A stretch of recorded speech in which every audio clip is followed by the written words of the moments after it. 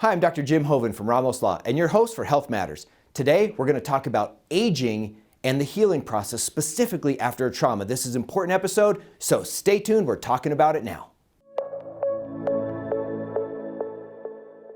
No matter how old we are, we know someone older or younger. And what is it that we usually say when it comes to trauma?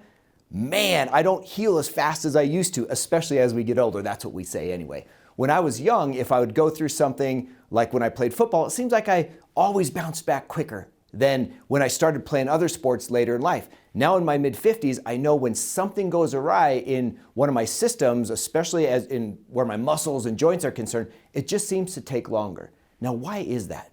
The reason is, of course, as we get older, we're not taking in as much nutrients. Our hormones tend to get imbalanced so that we're not getting the high levels of things like testosterone in males and estrogen in females, even testosterone in females. There's a lot of reasons, but breakdown, and we're losing calcium in our bones, but breakdown is inevitable at some level.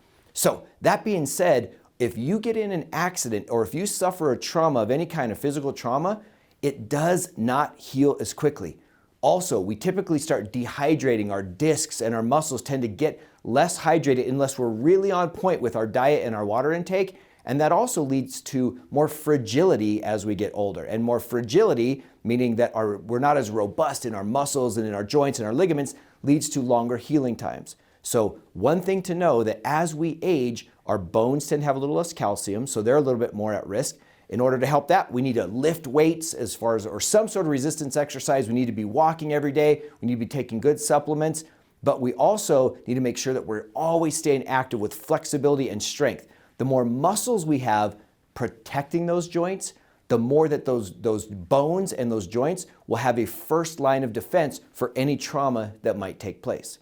Now, the next thing we can do as we get older, if we do get injured, is understand it's going to take a little bit more time, so we have to be patient.